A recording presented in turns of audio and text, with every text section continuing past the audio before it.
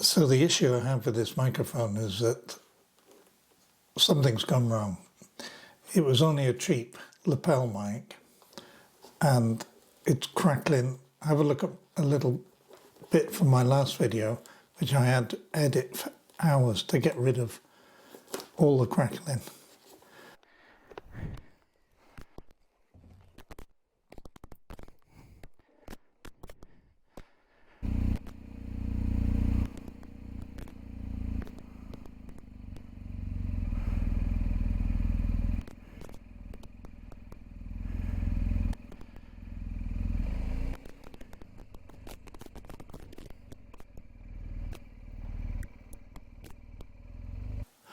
So in here I have this mic,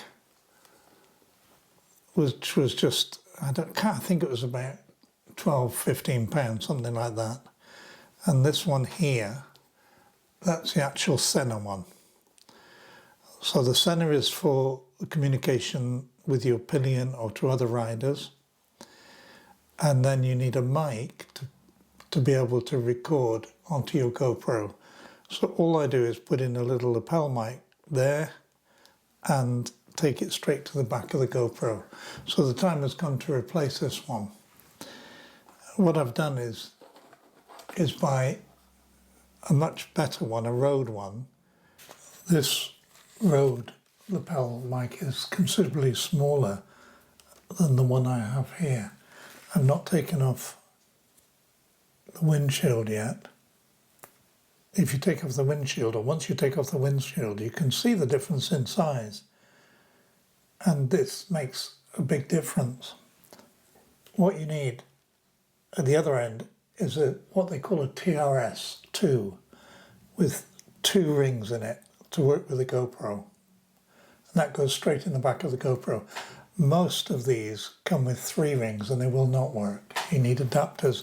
They become very difficult and hard to use. It's much better to get this TRS-2. So now I've got to cut off the old one carefully.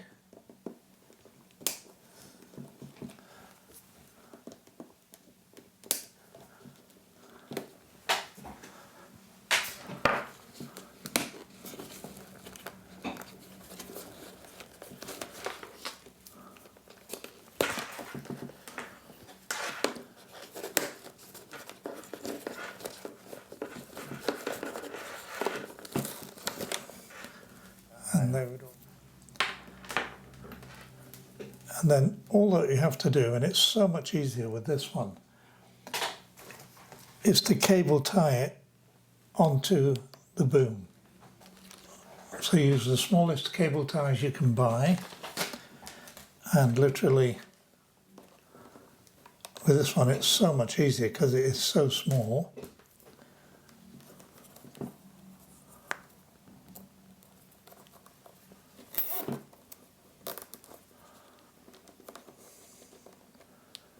Tie it more or less anywhere around here, and you can and it will pick up well.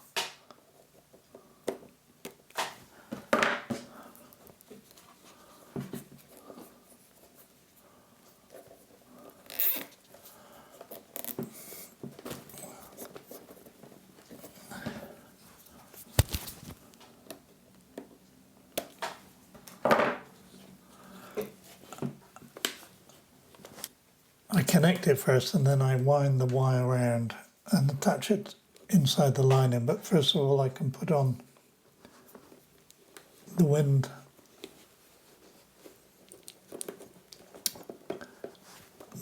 muffler, whatever you call them, wind sock, the original one, back onto the Sena.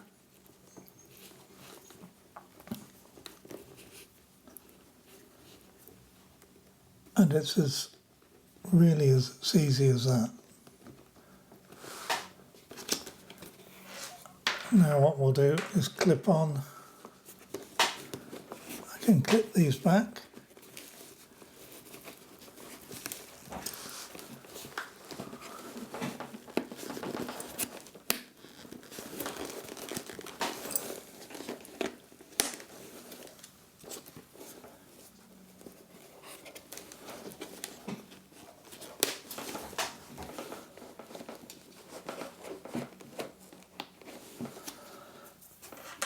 and put the camera on and just get the lens correct first.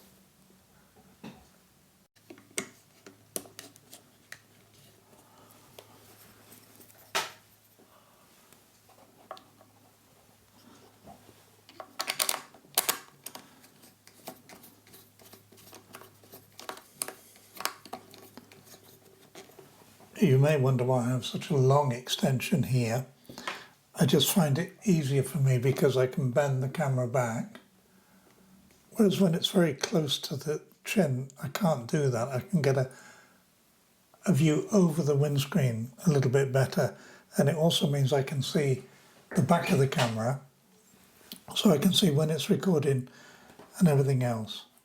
So this cable now plugs straight in with a positive, as you'd imagine, very positive fit there, and that's it. So you're just running the cable from the microphone on the boom around your helmet just to wind up all the spare and into the back of the GoPro. And it's as easy as that. Now, if you want to record your fellow riders or your pillion, I used to do that. I don't do it anymore. I just find I don't have a requirement for it, but many people do. It's very simple that you need another one of these lapel microphones. But this time you take the microphone part and put it right in the earpiece where you hear, down here. Just put it somehow there. Now this is even more important that you get the smallest one you can, because if I tried it with that big lapel one I had and it hurts my ear too much, that Rode one probably makes all the difference in the world because it's so small. And then you run that to your camera, but before plugging in, you need a splitter for both of these to go in. Let me just find one and show you. If you want to record your pillion or your fellow bikers, then you need, as I said, exactly the same lapel mic, but with a microphone attached to the speaker in your helmet, either speaker. Then just bring the cable through, as long as it's got a 2-ring 3.5. But now you need a splitter. A splitter with a 2.5, 2-ring, and this is the one I've done already. And then if you had, this is my old one, but if this was coming from your earpiece, that goes in there. And then that just goes in the back of the GoPro.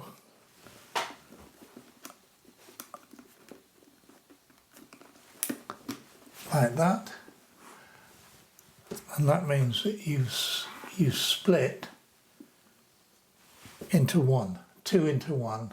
So the recording of your comments and the recording of your fellow bikers all goes onto the GoPro in time. It's quite easy as long as you can position the microphone over your ear speaker in your helmet without it irritating you, and that's quite difficult. I think with this particular Rode one, it's so much thinner that it will be much better. I never had that in mine. Once I've completed it, I use this automotive tape, which is fabric, just to glue the cables, to stick the cables inside the lining of the helmet. It's much softer, a little bit wider. You can get it on Amazon, no problem at all, or whatever tape you want, but it's to try and keep it away from irritating you inside your helmet. So there's plenty of room above the lining, higher up. Now the other thing I do, because so many people, and I did have a terrible problem in changing the batteries on the GoPro.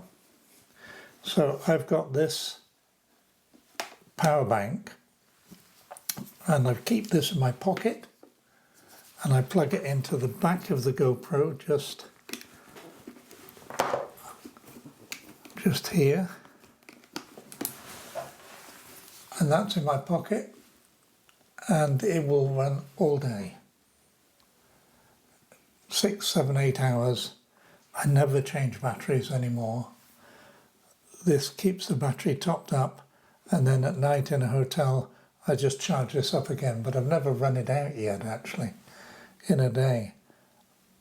What I don't understand is why everybody doesn't do this, because changing the batteries is just the biggest pain on running a GoPro. Especially the latest ones, because you've got a job to open them up. You've got to take them out of their media case. So I find this is such a blessing. It's charging it up all day. Now mine doesn't overheat. I hear people have problems with some of the GoPro 10s overheating. Well, I don't notice that. I don't have any problem with that. So it's worth a try. This one's called a T-core, but I've had it for 2 or 3 years. They're probably even better nowadays. I wanted one small enough to go in my pocket, just a cable to it. Forget batteries ever again.